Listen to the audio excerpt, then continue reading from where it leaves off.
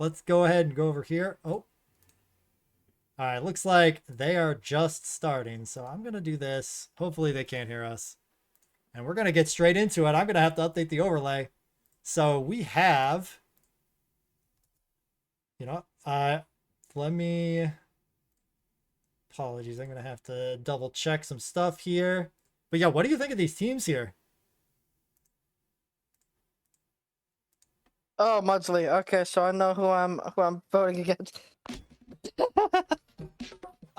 So wait. Okay, I gotta get my bearings here. Okay, we see an Albrax, we see a Mudsley, we see a Fruit Folks. I was kidding. No, we are actually okay. I'm rooting for the other guy. I have a personal vendetta against Fruit Folks. I'm sorry, y'all. Oh, okay. Platinum takes a sneak attack. The Armantis, though, Armantis has been going up in the world. Yeah. Armantis has been making names for himself. Yeah, there's been a lot more on that grind. Mantis lately, definitely. Something we've been seeing a lot after the buffs, which I think is great. Oh yeah, for sure, for sure. It's a very interesting place to be. So these two teams don't necessarily look like the most traditional offensive teams that I've seen before. Although I say that and then I see 91 damage onto Armantis. So maybe I don't know what I'm talking about. Maybe not. That Armantis is immediately taking big hits. It is Armantis though, so it'll probably be able to dish things out. Caladarn here, the whistle coming out. That's gonna be pretty huge. The careful shot also forcing the mix up. I don't think. Oh, the Fruit Folks. Does Fruit Folks have Raw Fury? No, it looks has like Scream. So the whistle wouldn't have helped. I don't know if there's like a shield on Armantis or not in this matchup. No shield, and that is that's a dead bug over there. A really quick first point from God. I need to remember names, please. Now, Aytheta. Yes, Aytheta. That's just how I say it. Aytheta. I don't know if that's right, but yeah, we got. Okay, let's piss everybody off. Aytheta. Yep, we're being that guy now. Bandicraft, there's a couple of good options here. The rattle coming out from. Holy shit, you get rattle? Yeah, it does in fact get rattled. Uh-oh. That's good. That's gonna be scary. The dig tactical pass. If Caladarn has it. Yeah, I think that's what we're gonna see this setup. Oh boy. Yep. Zigzag coming out. Yep. That's a respectable amount of damage. That actually kills. Yeah, that's enough to knock out. I'm not even sure that I was expecting that. Math is fun, especially in Beastieball. That's a huge problem in Tractor being dealt with. Yeah. You still get the attack off from the stress because you got that point. It's a very good situation for Bandicraft to be in because now it switches out without having to free ball and give King an extra turn to play here. Yeah, definitely. Well, no, not King. Hold on. I have... Yeah, King of Charge. Where am I? I am all turned around. Help me, somebody, please. Where am I? What is my name? Yeah, Okay. it is King of Charge. I just put Charge on the overlay. King Aytheta. Yeah. All right. So, yeah, I think King of Charge is in a pretty good spot here. Just does decide to move up to cover the slice, but actually, the annoying trait. Yeah, stopping any sort of passes from going off. But we're still gonna get to see a careful shot. So at least there's not gonna be any switching or defensive moves, but definitely some low damage. So, kind of a wasted offensive turn, thanks to all those statuses. Yeah, that annoying Noiser is quite annoying, stopping you from doing your game plan. It's definitely seen a little bit more popularity recently. Yeah, absolutely. I think what happened is people saw the noise art and realized that the annoyingness is more than just a gimmick. Gladiol's gonna volley it to Noizard. Oh, the corner shot. The annoying corner shot's gonna do a lot of damage to this Caladarn here. The Zigzag also will not be able to go off, but that's still 2 volleys. So that's plus, pass. It's 3 volleys, that's plus actually. 100. Oh, sorry. That's plus 150 power. Straight, you get an extra 50% volley. power, yeah. So, this is still massive damage. Yeah. And coming on to the Playdon here, yeah. This is a very dangerous situation for Aytheta to be on the receiving end of. Platinum on 20 HP here.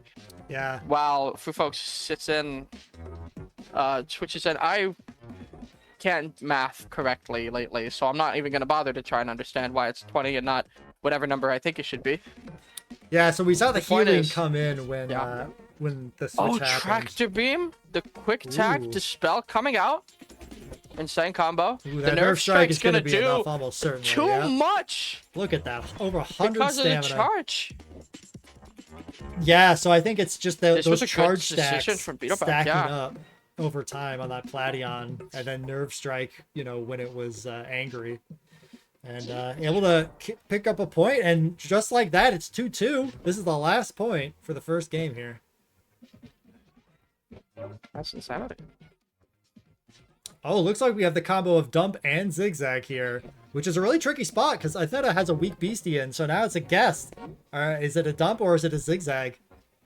There's no redirection to deal with this. Dump here. There is no redirection. You kind of have to just either take it, and if you can't take it, GG, shake my head. Yeah, pretty much. So Albrecht has to move up here. Again, they have to guess correctly, otherwise this is over. And then even after they guess correctly, it is still a pretty difficult situation. Okay, so we do see in. the move up. Does survive. That is going to live on 1 HP on their defending turn, which again makes this a really difficult situation. Yeah, because it's going to be another guess next turn, like you said. Yeah, and it doesn't really matter where they go after this. The Cyclone can come out. I don't know why you would Cyclone necessarily. Yeah, the thing is, Cyclone is actually counterproductive because there's 2 weak beasties out right now. So if you Cyclone, you're bringing a healthy beast back on. So I would think that the good move here would have been to switch in our Mantis in the Beetleback spot. But no, actually, the Nerve Strike would have killed Skiffrick here. So both players kind of on their last legs here. Yeah. Yeah, but this is another guess. Wait, does Beetleback has attacking moves? No, he doesn't. Yeah, so this is guess for game. I mean, this is still. It's tired. I didn't even notice. Is enough to kill. What is this happening? The Albex is forced to switch out because the free roll would have killed Albex. Yeah, because it was on 1 HP. That's actually that's really cool. And now Skiffrick gets to switch out on whatever BC it wants. That Nerve Strike. Have they done it? Yeah, because everything on the bench is sweaty, so Nerve Strike is activated. Nothing can survive. Works. Oh my god! Oh, there's the quick tag to trap it anyways. Rudeness! I have never seen such audacity in my life. GG, shake my hand. Man, that was awesome to watch. I didn't even see the quick tag. That is an incredible just with that, confirm on that Aytheta takes game 1 in quite dramatic fashion, if I do say so.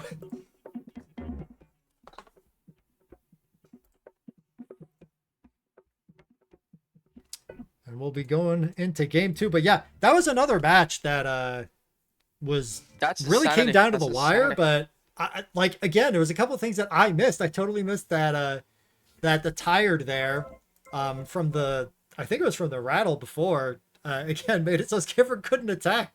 And they had to free ball. And that ended up being the deciding factor. Right. That's pure insanity here. Alright, so we do see the corner shot lead here again. But our Mantis does have provoke, so we can see a double provoke. Plus an attack. Double provoke is always super oppressive. Yeah, but we see the chill Mudsley doesn't care.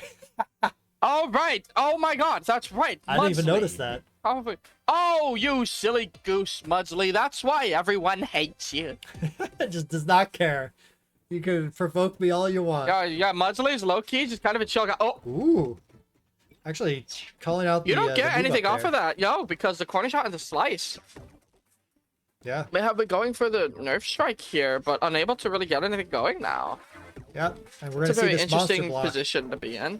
Come into play here. Oh, yeah, but actually the volley coming out. Corner shot. Target. This is also not good. Just for those keeping track in the audience. Yeah, that's a lot of sweaty starting to add up. Yeah, it is. And the provoke gets to come out again. They get to loop this. Well, they would get to loop it if it wasn't Mudsley. But, you know, we can dream. A guy can hope, right? Yeah. And they can't do the same setup again now. While also being... Oh, here comes... Yeah, that's enough healing to provokes. survive. Yeah. And not going to be angry anymore because the anger wore off from last turn. Yeah, Scream can come out. Caladine is not looking in a good way right now. Yeah. There is a couple things that can happen, but notably, Noizard has to pick who to provoke, you know, Armantis or Caladine, and it's not an easy decision to make. I'm curious about what's going to happen here, though. Yeah, I think, again, stacking up all the sweaty early, like, it doesn't do a lot of immediate damage, but it certainly... does stack up enough damage. And yeah, this Scream is going to come out, and this might be enough. I didn't see the preview because we're not seeing the block because of the provoke. Okay, so it's not enough. And I actually don't know about this because we could see a double tactical pass now.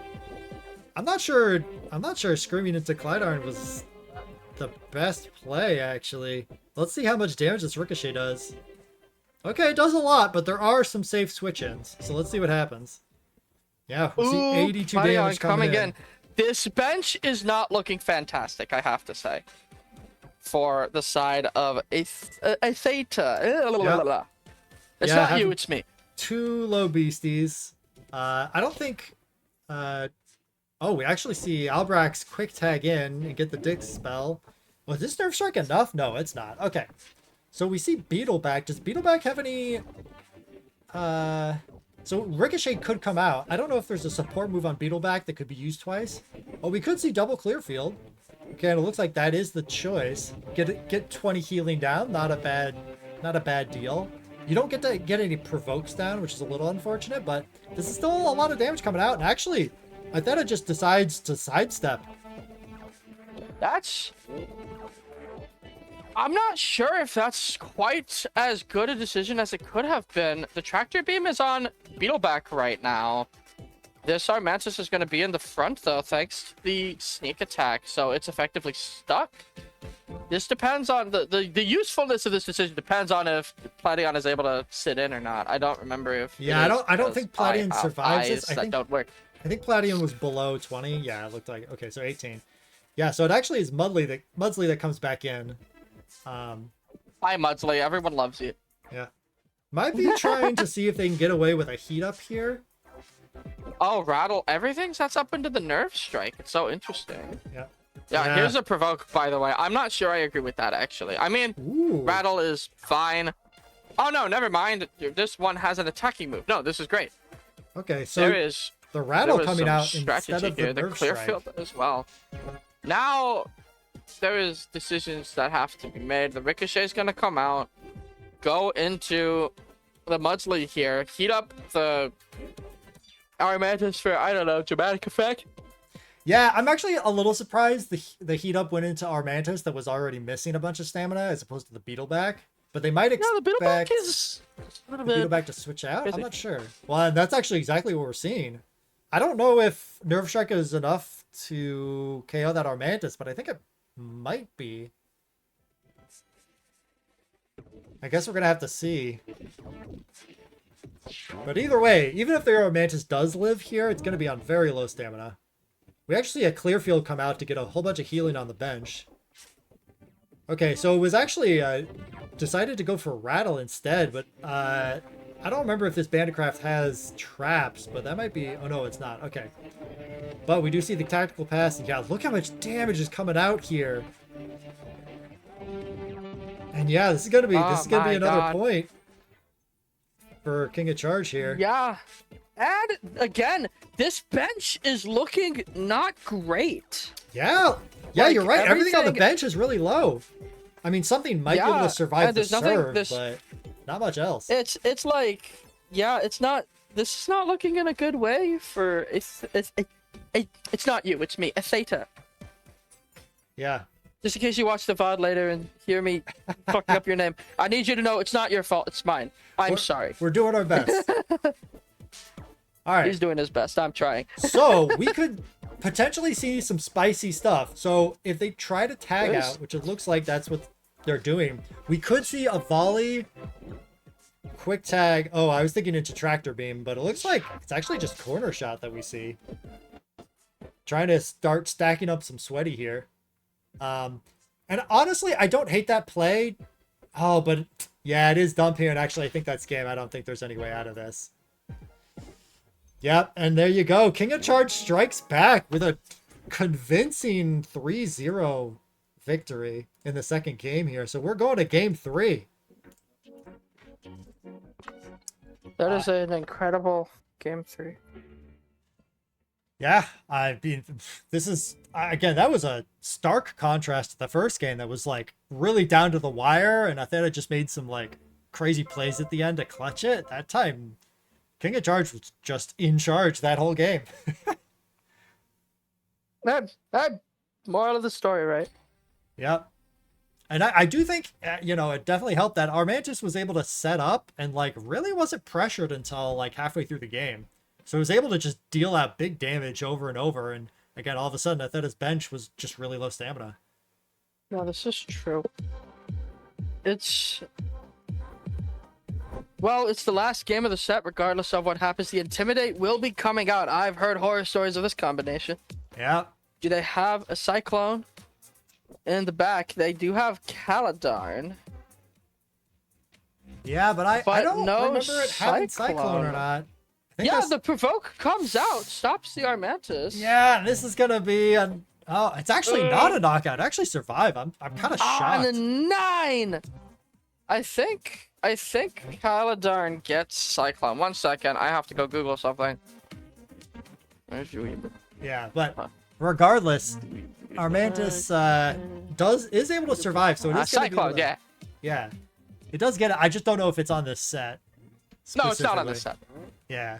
I did not remember them. My memory is terrible. Yeah. All right. Well, Armantis is kind of in a tough spot here.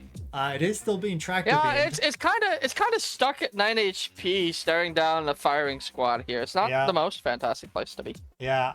Pretty much anything can take this knockout, so I'm kind of expecting a quick tag, and then volley, and then get the knockout. But we might see something else. We might see a provoke on Clydarn or something like that. Yeah, it looks like that is the choice. And then just gonna get this easy knockout here. But it's not all bad news for King of Charge, because was able to get the Albrax down to 4 stamina there. So we do see the Rattle Serve, which is actually a pretty nice serve to have. And yeah, the Clydarn also being angry means you're not going to be able to get the boost either. So now comes in the guess game. Do you go for the sideways move expecting for the switch, or do you go for the straight attack expecting them to cover the front row? But it looks like Aytheta guesses correctly. Yeah, I almost prefer them getting the damage on Noizard here. However, it is going to be... It's not an entirely, you know, detrimental guess to make, but it is still a guess. This Noizard, annoying as it is, does have Slice and a straight targeting move, so it is, you know, living up to its trait really well. Yeah. It's been applying a lot of consistent pressure this whole game. The game seems to be going towards the player who can manage Noizard the best, interestingly. Yeah. Well, we do see that Slice, and Bancraft is forced to move up, but now is tired. But the good news is Clydarn is not angry, so we're actually able to whistle here. And then this careful shot is going to force a move up. Yeah, we see actually the move up from Fruit Folks here to take the attack, which means we're almost certainly going to see Noizard attacking again. Which I think makes sense. Probably corner shot is what I would guess, so maybe a provoke corner shot. But maybe. Yeah, we could also see a quick tag. No, okay, it is going to be the provoke. Actually, provoking Bandicraft. A very... Oh, yeah, because it's annoying. Oh my god.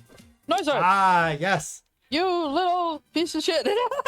Yeah, I mean, hey, that's what makes it good. Hey, but if it works, it works. We also, still... plus 150 power. Yeah. This we've seen before. It is barely not enough to kill, but putting that damage on Fruit Folks is going to do a lot for the end game for King, just because it can't heal itself. There's no source of healing for the Fruit Folks. Yeah. It's a very good spot by King.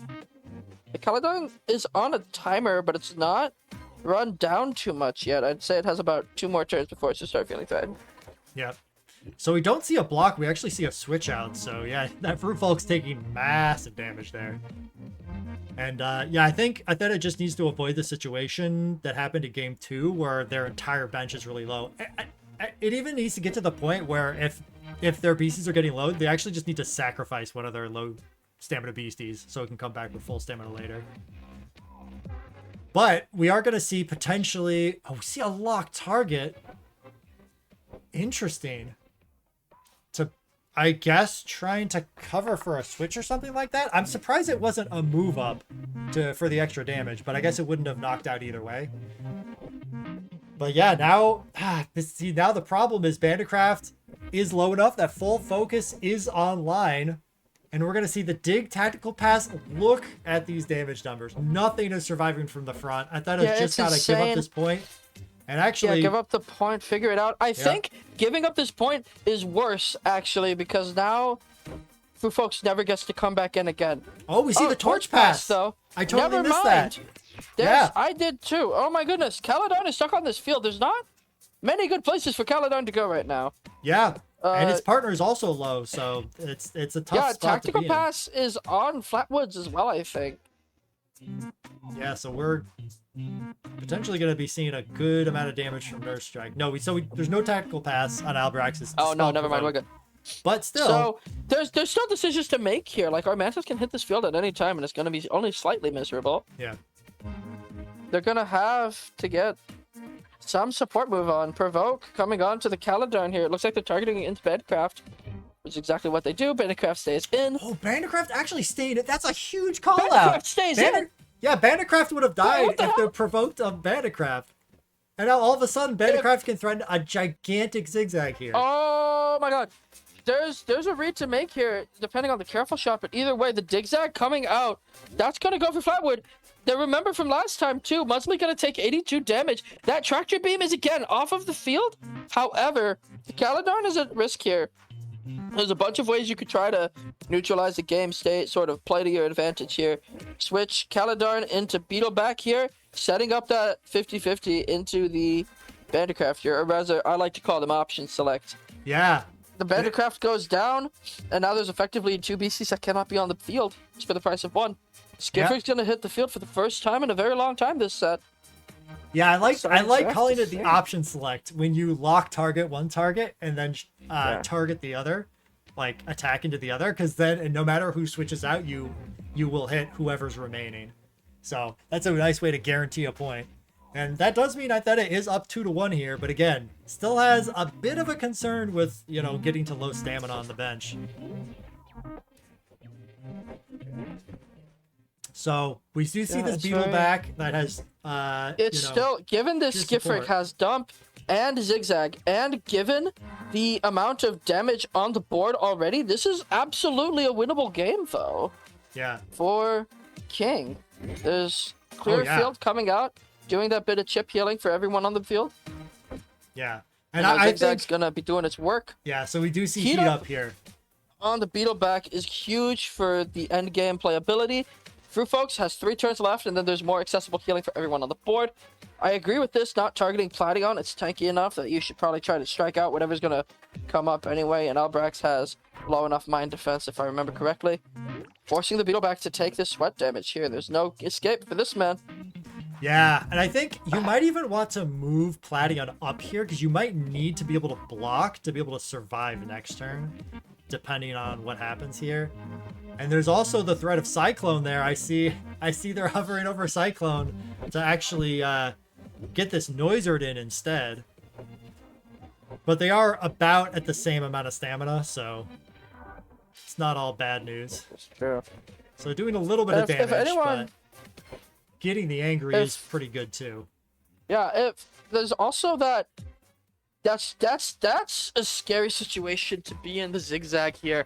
Dump coming out. The Platinum does come up to get it. Again, Tractor Beam is gonna stay off of the field. This is potentially big. They have to make a hard call out, several hard call outs on the road to really either player to really take this game one way or another. Provoke coming out onto Skifrig. the volley into the corner shot from Noizard. That Yeah, I like that leaves Zigzag open. This is not fantastic. You could also get the demanding set out. Well, but No, sorry, you could also get the tactical pass out. Both of them are angry. Oh no, so hold we on. can't No, see right, any annoying. Sorry, volleys. no. I have been very silly, and I have done a disgrace. I would like to apologize. No, that's all right. So, This is so still- we could still see a lot of damage from Zigzag or Dump, but it won't be boosted, so it should not be able to get the Yeah. knockout. This I'm Dump, by the expecting way, this is a- Frufolks. Oh, we actually see the Oh. block. But Wow. Platinum What a on huge 3, call out.